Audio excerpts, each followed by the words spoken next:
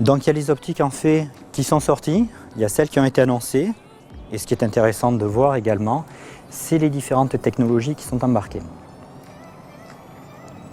Donc voilà, donc on est bien sur un sac photo qui fait rêver, je l'ai presque. On s'est rendu compte que les nouvelles optiques arrivaient, ça sera plutôt des optiques un petit peu de reportage. Enfin, on a toujours dans un sac photo une ou deux optiques qui font 80% de la production. Et puis après, on a les autres optiques qui sont un petit peu particulières pour les 20%, avec d'autres façons de décrire pour revenir par rapport à notre départ. Donc bien évidemment, on refait d'abord celles qui font le lourd de notre sac photo. Donc on ne va pas refaire tous les téléobjectifs, peut-être dans un futur moyen, mais à date, ce n'est pas prévu, juste au 70-200, mais pas plus haut. Et c'est la même chose pour les optiques à bascule décentrement, c'est les actuels qui restent. Et puis ça va être exactement la même logique pour les optiques macro, donc avec un petit rendu du 60 macro là-dessus qui rend bien. Un petit rendu également du 105 macro. On les adapte avec la bague, on a fait une belle lumière et ça part là-dessus. Le 24-70 que l'on va chercher, c'est d'avoir une optique précise, homogène et à la fois compacte et compatible photo-vidéo. Donc ça passe par la construction également, optique. L'homogénéité, en fait, c'est tout ce qui arrive à ces optiques Z. C'est la principale différence, c'est leur comportement sur les bords de par tous les traitements. Je reviendrai après un petit peu sur les traitements. Il y a également une partie de reconnaissance, puisqu'on a vu qu'il y avait tout un tas de communication. Mais bien évidemment, l'appareil photo à la volée, il sait quelle optique il a devant, donc il sait également refaire un petit peu de correction. Et c'est vrai que c'est toute l'évolution également du matériel. C'est une capacité à la volée de façon logicielle, en photo et en vidéo, de retoucher. Et puis compact qui intervient derrière. Donc on retrouve, j'y reviens pas, les traitements du verre, etc. Ce que l'on garde en général quand on choisit une optique, à part la focale, à part l'ouverture, c'est surtout la distance minimale de mise au point. Ce qu'on va aimer dans cette optique, c'est le rendu. C'est vrai que ça va être le comportement des angles avec quasiment pas de vignetage. Quand on va observer une optique également, on prend ce type d'image parce que ça nous permet en fait d'observer le rendu de tous les points lumineux. Et à un moment donné, si vous voulez faire des différences de gamme sur les optiques, vous prenez ce type de prise de vue et vous allez tout simplement observer l'explosion des points lumineux. Il y a ceux où il y a une jolie gradation et on voit la projection de la source, et puis il y a celles qui font un gros pavé derrière. C'est un petit peu comme ça que l'on choisit. Donc très belle optique, mise au point mini qui nous permet d'avoir une écriture sur la profondeur de champ, j'en parlais au début, mais ça fait partie de ces évolutions des optiques ES et c'est cette qualité du flou derrière qui intervient. Le 35, c'est également une très belle optique, rapide, silencieuse, 9 lamelles. L'idée, c'est que c'est l'optique du reporter qui veut être léger avec une très belle amplification des basses lumières, un très bon rendu. C'est du 35, ça peut être une focale de base qui ouvre en 8. Focale également bien redressée derrière. On y revient. Le 50, qui est juste incroyable et également en bokeh, rapide, silencieux, toujours 9 lamelles pour avoir une belle gestion du silence. Ce qui est drôle également avec toutes ces optiques-là, si je reviens sur les boîtiers, c'est qu'elles sont paramétrables, on l'a vu. Et quand je vais dans mes différents menus, vous vous rappelez tout à l'heure, j'étais dans mes adresses photos ou vidéos qui sont sur les commandes. Et j'étais notamment sur les réglages personnalisés. J'ai des possibilités en fait d'intervenir sur la baïonnette même. Et donc la baïonnette de mise au point, en fait, si on ne souhaite pas l'utiliser en tant que mise au point parce qu'on travaille en autofocus, on peut tout à fait lui attribuer d'autres fonctions. Et quelqu'un qui bosse un petit peu à l'ancienne, il aura peut-être plaisir à retrouver un diaphragme à la baïonnette. Quelqu'un qui travaille plutôt en mode de rendu image va se mettre une correction d'exposition et puis va juger juste la densité de ces images, plus claires ou plus foncées, sur la bague qui intervient derrière. Donc ça, c'est des choses un petit peu intéressantes là-dessus. Donc ça, c'est les nouvelles un petit peu évolutions. Si je reviens sur ma présentation, Le 50, en fait, on avait annoncé un petit peu partout qu'il était incroyable, qu'il était bien supérieur au 51.8 classique que l'on avait. Et c'est vrai que c'est en train de devenir une référence du marché. Et là, on a eu la chance d'avoir quelques magazines qui ont commencé à le tester, donc à valider tout ce que l'on avait dit en avant. Et là, c'est des tests des XO qui sont ressortis, qui comparent avec l'ancien 51.8. C'est pour ça qu'on ne peut pas les comparer à l'ouverture. C'est ce que je vous disais tout à l'heure, c'est plutôt la gamme de prix qui va faire la différence entre un produit à 200 et puis un produit à 500 €. Dans tous les cas, on se rend compte que la nouvelle génération, en fait, est tout à fait à un très très bon rendement à pleine ouverture, ce qui n'était pas le cas sur l'optique 50 FS classique et pareil qui s'écroule sur les gaffes les plus fermées. Donc c'est ce que l'on apprécie. Et ce 50, ce que l'on a beaucoup apprécié également, c'est que ça a été testé face à une des références qui est le 55 Otus de chez Zeiss sur un D810. Et là encore, on se rend compte que la nouvelle monture Z est complètement utilisable à pleine ouverture, alors que ce n'est pas du tout le cas sur les autres optiques. Donc c'est ce qui laisse un bon présage par rapport à la question de tout à l'heure sur ce que donnera un petit peu le 24-70. Cette différence de rendu et de qualité, elle est faite, c'est quoi? C'est du traitement sur les pièces de verre? Elle vient d'où en fait? Alors c'est tout. C'est à la fois du traitement. On va le voir plus loin, on a un petit tuto sur le nanocristal que l'on connaît, sur l'Arneo. Mais ça vient également de la construction optique liée à la monture. C'est pour ça que j'ai fait cette introduction sur la baïonnette, parce que dès le moment où on se pose une question sur l'évolution technique, il y a 9 chances sur 10 que la taille de la baïonnette soit une réponse. Et là, c'est le cas également. Donc c'est une optique qui a un très très bon rendement en mise au point mini, et puis on aime bien la façon dont ça explose les lumières. C'est une optique qui est verticale, qui est redressée, etc. Donc très agréable à utiliser également. Justement, j'ai une petite vidéo là sur les technologies. Je vous propose de la passer. Donc, c'est une vidéo commerciale publicitaire. Donc, ceux qui oublieront que je travaille chez Nikon, vous allez retrouver plutôt une vidéo marketing. Je vais plutôt essayer de vous mettre une petite plus-value en fait sur, c'est ce qui répond à ta question finalement, sur les technologies embarquées. Donc, il y a une musique générique, etc.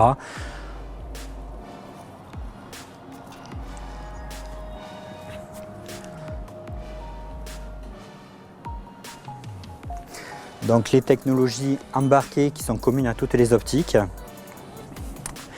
Donc parmi les différentes choses qui va être important, ça va être tous les champs de courbure asphérique, puisque c'est toute l'évolution du traitement du verre. Aujourd'hui, on arrive à avoir des formes qui permettent de compenser les différents rayons lumineux sur les bords, surtout qu'on n'a pas qu'une seule lentille, mais qu'on a à chaque fois des additions de lentilles. Donc on arrive à avoir des moulages sur des formes qui permettent que le rendu des bords soit comme le rendu du centre. Donc ça, c'est un début de réponse. Les traitements nanocristaux et Arneo qui sont donc des traitements pour tout ce qui est un petit peu réflexion parasite, parce que la lumière en fait traverse des groupes optiques et à un moment donné il y a une réflexion parasite qui peut se faire avec des petites images fantômes. Et l'idée en fait de ces traitements, c'est justement d'avoir une très bonne transmission avec un minimum de réflexion. Le nanocristal étant plutôt pour des types d'ondes, l'Arneo pour d'autres types d'ondes, horizontales, verticales si on voulait faire simple, mais pour avoir une meilleure transmission. Donc, et finalement, c'est ce qui fait qu'on a moins de vignettage, donc moins d'assombrissement des bords, c'est grâce à ça. Réflexion minimale. Les autres technologies qui se rajoutent à tout ce qui est VRD, à tout ce qui est connu, etc. Une qui est également très importante en vidéo, qui est le focus briefing, avec où on observe en fait que chaque fois que l'on passe d'une mise au point mini à une mise au point maxi, en fait indirectement avec toutes les optiques du marché, l'arrière-plan bouge légèrement. Et toute la volonté des optiques Z, c'est pour ça que je vous parle de convergence, qu'elles sont parfaitement adaptées à la vidéo, c'est que je vais suivre un mouvement, je vais changer mon point, je sais que mes arrière-plans ne bougeront pas derrière. C'est en ça qu'on a également aujourd'hui des optiques Z avec une écriture vidéo sur le coup de zoom. Puis les dernières choses, c'est que comme on accompagne, comme les autofocus sont réglables en célérité, en vidéo, etc., aujourd'hui on arrive à mettre en place 2 systèmes de mouvement sur l'autofocus. Avant, l'autofocus était un seul moteur qui faisait avancer les groupes. Là maintenant on peut avancer 2 groupes, ce qui fait qu'on a des précisions qui sont beaucoup plus importantes avec des nouvelles générations de moteurs. Donc c'est un petit peu ce que l'on retrouve sur l'intérieur en fait de ces nouvelles optiques directement derrière. Après tout ce qui est étanchéité, on en a parlé tout à l'heure sur les boîtiers, bien évidemment les optiques de gamme S ont donc une étanchéité en phase avec avec les boîtiers. Donc voilà un petit peu pour les nouvelles technologies. Celle qui est attendue par toute la profession, le Noct, qui devrait être une nouvelle référence, qui sera surtout un tube de verre. Et là-dessus, on est relativement confiant parce qu'en fait, il y a toutes ces technologies arrêt qui sont expliquées. Mais Nikon est fabricant de verre, on l'a dit. Nikon est également fabricant de steppers, qui sont ces machines en fait qui permettent d'imprimer des circuits souples et tout ce que vous voulez derrière, qui sont dans des machines optiques, pour qui on fabrique nos propres optiques bien évidemment, mais surtout qui ont des définitions bien supérieures à la photo. Parce que mon ami Thierry Ravasso a récupéré une optique de stepper, elle est dans son musée à Lyon, mais à une ordre d'échelle, une optique photo, c'est en général autour des 100 paires de lignes. Une optique de stepper, c'est autour des 1000 paires de lignes. Donc on sait qu'il y a ce savoir-faire. Après, il y a toujours le compromis, coût de fabrication et implémentation derrière, et puis surtout la reproductivité sur les échelles. On a une idée de fourchette de prix pour un tel objectif ou pas du tout? Je l'ai pas. D'accord. Surprise. C'est la surprise. Faut préparer à casser le PEL quand même, hein, parce que... oui. Puis si tu le casses pour une optique, le banquier va venir te voir, il va te dire non, je ne suis pas d'accord. Le 1430, donc elle, je ne l'ai pas sur la table parce que forcément, elle a été annoncée, elle, en janvier de mémoire. Sur Nikon Passion, vous avez un très bon test de cette optique où il met parfaitement en avant l'écriture, le flou, la mise au point mini, les absences de déformation, qui reprend un petit peu les mêmes logiques avec l'huile nanocristal, etc., qui est une belle amplification également des différentes hautes lumières, qui pour un 14 mm a quand même des corrections de verticales qui sont bien faites là-dessus, architecture, etc. On voit si c'est une optique précise. Pensez pour la vidéo, on a dit c'est tout le focus briefing, les AF, etc. Donc ça, c'est les mêmes technologies. Ouverture constante, voilà. Et le slide que j'attendais, c'est celui-là. C'est là où elle va faire la différence. On fait avec tous les grands angles. C'est sur cette capacité à mettre des filtres. Et oui, parce qu'avant, c'était bon. Enfin, c'était tous les grands angles, ils sont bombés, qui fait que mettre des filtres, non, ça se fait, hein. Oui, avec, mais c'est des filtres un petit peu plus chers, c'est des adaptateurs, etc. Donc c'était pas un frein. Disons que là, on est pleinement dans la logique du boîtier qui est de dire je fais un boîtier simple. Je fais également une mise au point simple. Bon, c'est des filtres de densité neutre que l'on va mettre majoritairement, qui vont être utiles en vidéo pour travailler avec des vitesses normales et à pleine ouverture en basse lumière, mais qui va être surtout très utile en fait pour tous les photographes de nature qui travaillent sur pied avec des vitesses très lentes pour que tous les effets de mouvement type de l'eau en fait sortent. Donc voilà un petit peu pour le 1430 qui a été annoncé, qui devra arriver en avril. Dans le 2470 qui a été annoncé en même temps que les Z, qui a été présenté en avant-première au CES, pas au CES, au C++ au Japon, qui est le salon. Donc on a vu quelques visuels sortir en ligne et qui est donc l'optique la plus attendue. Donc ça y est, elle est annoncée et elle devra arriver en avril, si tout va bien là-dessus. Et qui est une optique énormément attendue parce que c'est donc l'optique pro qui va avec les boîtiers pro, dont beaucoup de personnes l'attendent, qui reprend toutes les technologies que je vous ai montrées en matière de harnéo, de nanocristal, de focus briefing, etc. Qui a un très bon rendement sur les basses lumières. Forcément, on est sur du 2.8, un très belle flou, très belle explosion, etc. Donc intéressant là-dessus. C'est une optique qui a donc de l'harnéo. On a dit, je ne reviens pas là-dessus, mais vous avez l'effet sur les lumières derrière. C'est une optique qui reprend également cette logique des moteurs autofocus pour être beaucoup plus fluide. Ouais, c'est l'optique en fait que la profession attend et tout le monde souhaiterait l'avoir. Alors après, si je rentre dedans, il y a un truc qui est drôle, c'est que je retrouve un bouton de DISP. Donc ça me permet d'appuyer dessus. Et quand j'appuie dessus, en fait, j'ai mon petit écran qui change. Donc c'est un écran où chaque fois que j'appuie sur DISP, en fait, je peux changer en fait des modes de mise en page. Donc je peux avoir, comme c'est le cas là, qui serait un petit peu la distance de point. D'accord? Donc là, a priori, je fais le point à 1,80 m si je puis dire. Mais j'ai un petit ergot en fait qui va me montrer ma profondeur de champ. Donc ça peut être utile pour quelqu'un qui fait de la vidéo parce que très rapidement, il va voir un petit peu ses plans de netteté.